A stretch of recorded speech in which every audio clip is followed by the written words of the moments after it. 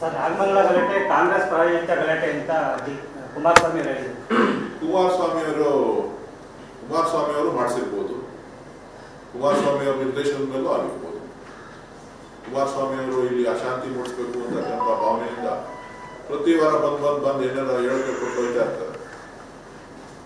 ಅದನ್ನು ನಾನು ಹೇಳ್ಬೋದಲ್ಲ, ಆರೋಪ ಸರ್. ಇಲ್ಲ ನೇರವಾಗಿ ಹೇಳ್ತಾ ಇದ್ದಾರೆ, ಅವ್ರೇನಿಂಗ ಆರೋಪ ಮಾಡಿರ್ತಾರೆ, ನಾನು ಹಂಗೆ ಆರೋಪ ಮಾಡ್ತೀನಿ. ರಾಜಕೀಯ ಆರೋಪ. ನಾನು ಅವ್ರೇನು ರಾಜಕೀಯ ಆರೋಪ ಮಾಡ್ತಾರೆ, ನಾನು ಅದೇ ರಾಜಕೀಯ ಆರೋಪ ಮಾಡ್ತೇನೆ. ಕಾಂಗ್ರೆಸ್ನ ಅತಿಯಾದ ತುಷ್ಟೀಕರಣ ಆಗ್ತಿದೆ ಅಂತ ಕುಮಾರಸ್ವಾಮಿ ನೋಡ್ರಿ, ಯಾರ ತುಷ್ಟೀಕರಣ ಮಾಡೋದು ಇನ್ನೊಂದು ಮಾಡೋದು ಅಂತಕ್ಕಂಥದ್ದಿಲ್ಲ. ಕಾನೂನು ಎಲ್ರಿಗೂ ಒಂದೇ. ನಾವು ಸರ್ವ ಜನಾಂಗದ ಶಾಂತಿಯ ಕೋಟ ಅಂತೇಳಿ ಕುವೆಂಪುರವರ ಏನು ಕನಸಿದೆ, ಬಸವಣ್ಣವರ ತತ್ವಗಳೇನಿದೆ, ಬಾಬಾ ಸಾಹೇಬ್ ಅಂಬೇಡ್ಕರ್ ಅವರ ಆಶಯಗಳೇನಿದೆ, ಗಾಂಧೀಜಿಯವರ ಕನಸೇನಿದೆ, ಆ ಕನಸಿನ ಮೇಲೆ ಕಾಂಗ್ರೆಸ್ ಪಕ್ಷ ನಡೀತಾ ಇದೆ.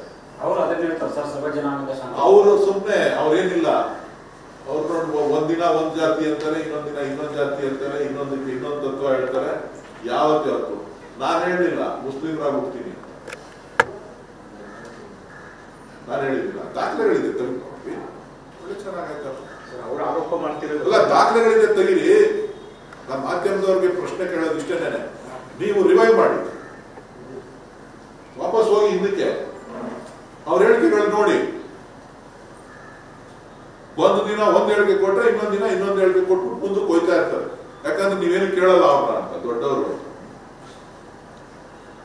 ಅವ್ರು ಏನ್ ಬೇಕಾದ್ರೂ ಹೇಳ್ಬೋದು.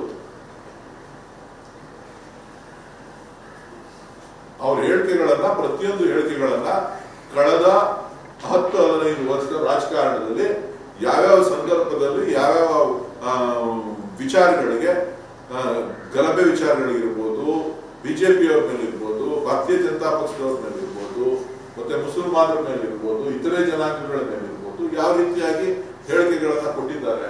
ನರೇಂದ್ರ ಮೋದಿ ಅವ್ರ ಮೇಲೆ ಏನ್ ಹೇಳಿದ್ದಾರೆ, ಅಮಿತ್ ಶಾ ಅವ್ರ ಮೇಲೆ ಏನ್ ಹೇಳಿದ್ದಾರೆ, ನಾನು ಹೇಳಿಲ್ಲ. ನಾನಾಗ್ಲಿ, ಡಿ ಕೆ ಶಿವಕುಮಾರ್ ಅವರಾಗ್ಲಿ, ಅಮಿತ್ ಶಾ ಅವ್ರನ್ನಾಗ್ಲಿ,